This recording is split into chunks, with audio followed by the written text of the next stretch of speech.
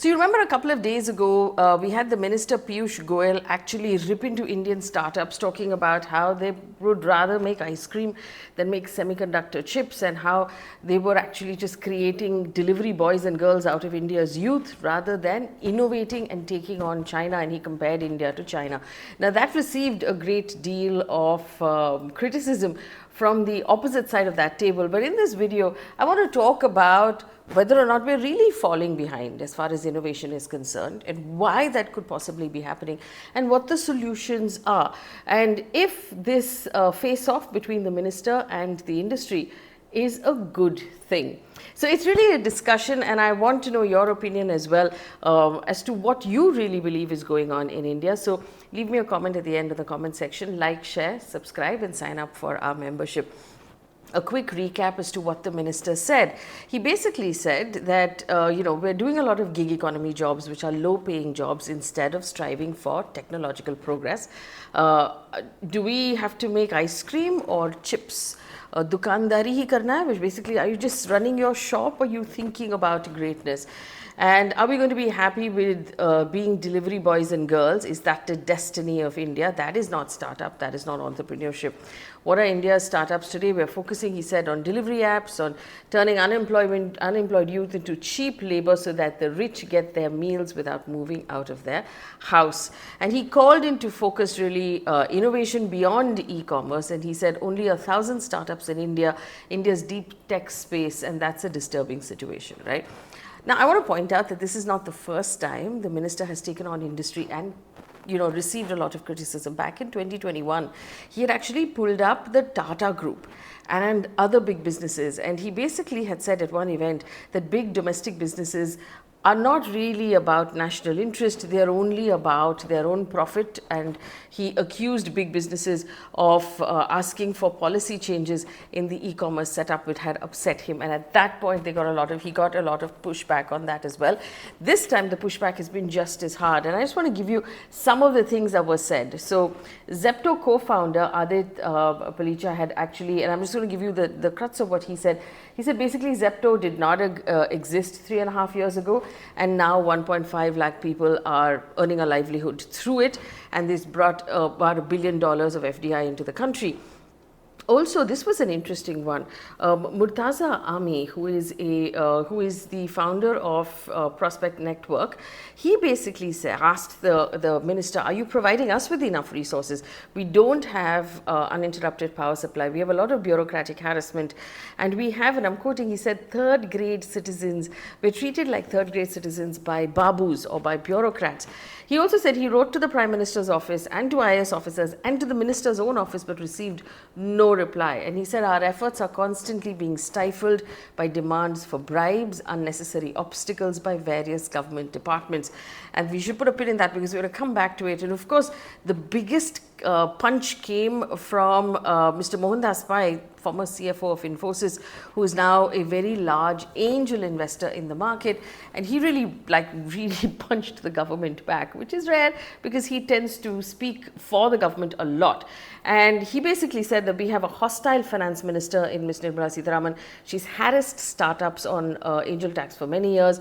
They don't allow endowments to invest. They don't allow insurance companies to invest, but they are able to do globally. He said China has infused $845 billion in the last 10 years. India has only put in, at the same time, $160 billion.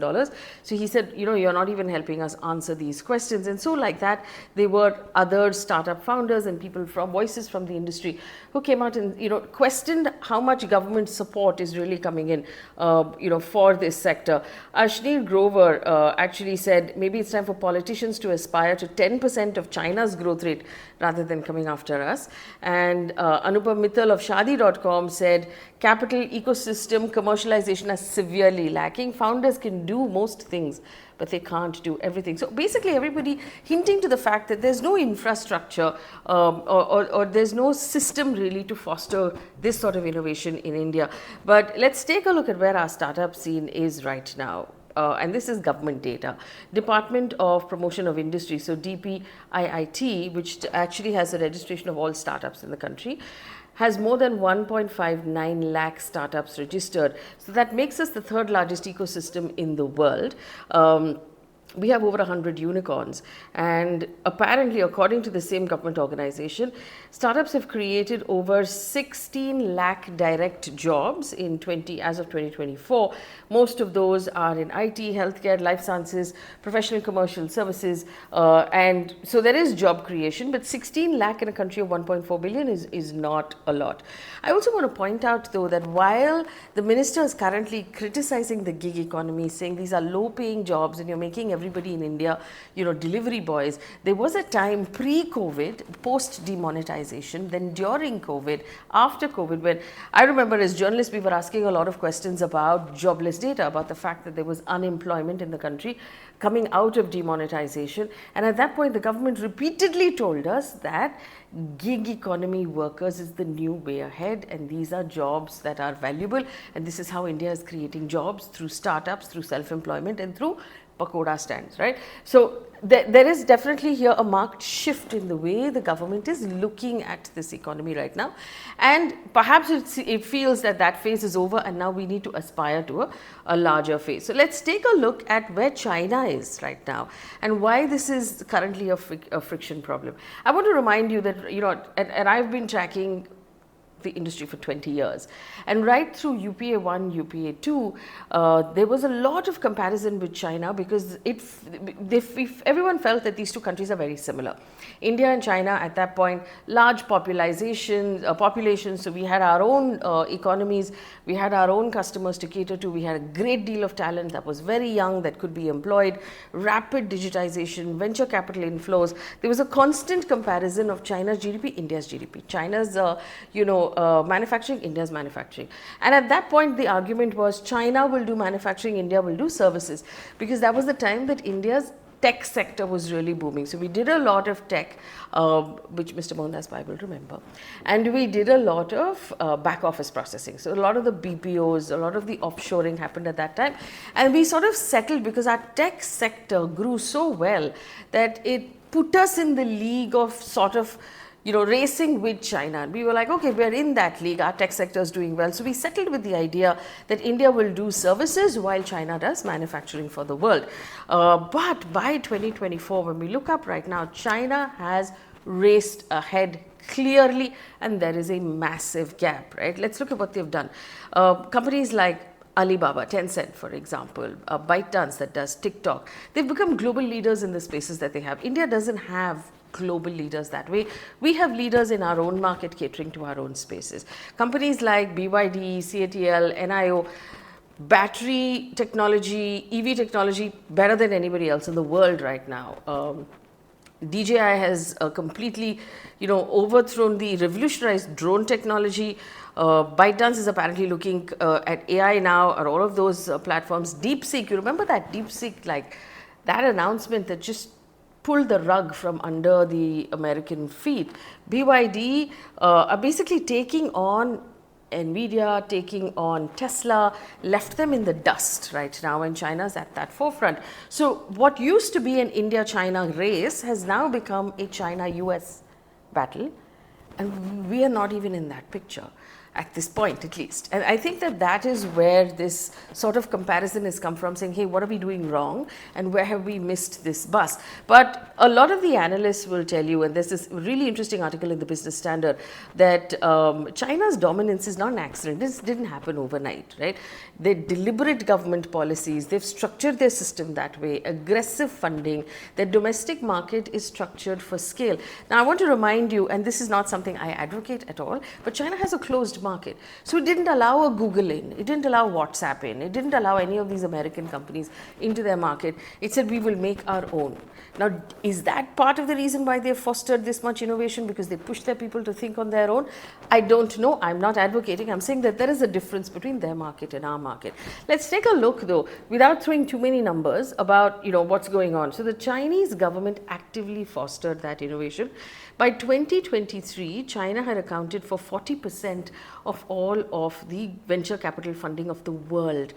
India had 5% in comparison, right? So Beijing, now, the country, the government itself had put together an investment plan for 10 years between 2015 and 2025 of $1.4 trillion in tech investment, and India's allocation over that same period was about 150 billion. So there's a massive difference. China also slashed taxes and fees for tech firms, and basically made R&D really easy because it made it financially very viable. Now, both India and China have massive populations, which means it's a great testing ground for any sort of tech. But just to give you a comparison in the buying power and what they are able to do, Alibaba's single day sales in 2024, apparently one day, was $203 billion. In comparison, the value of India's entire e-commerce market is $147 billion. So there is again a massive gap over there. Now, let's talk about like TikTok, which is a ByteDance, developed by ByteDance. It reached 1 billion users before entering, the Western markets, and we don't have any, none of our guys have those kind of numbers. And China's startups have raised venture funding that dwarfs any sort of money that we have raised. But effectively, the Chinese government has sort of hankered down and said that we are investing in space technology, high-speed rail, renewable energy. They put together infrastructure systems that allow for a lot of R&D. Over here in India, there have been some stark differences, right? Indian startups have obviously always focused on digital services, whereas China has prioritized manufacturing. And maybe that comes from the last 30 years of these two countries settling into that space, right? The fact that India does services and China does manufacturing. But I just want to, in 2024, India's deep tech startups received 1.6 billion in funding in that year. China's VC deal value with AI and semiconductors alone stood at 12 billion at that same time. So India's ecosystem has flourished really in sectors like food delivery, digital payments, online services. We've done this really well. India's UPI, digital payments, fintech, loans immediately, and that sort of spreads out into a lot of other allied services. So for example, the entire fintech space where you can trade online. These are massive spaces where India has done really well. Companies like Zomato and Swiggy, I mean, the kind of services that we are able to offer right now have been massive. In contrast, China has focused on, like I said, on deep tech, on AI, on space technology. So there is a difference in the kind of spaces that we're looking at. So if we take a look at, and I boiled it down by reading and speaking to a bunch of people and reading all of the comments that have come in based on or in reaction to Mr. Goyal's statement, it's 5 things that the Indian startup sector is suffering from that's sort of limiting our innovation, right?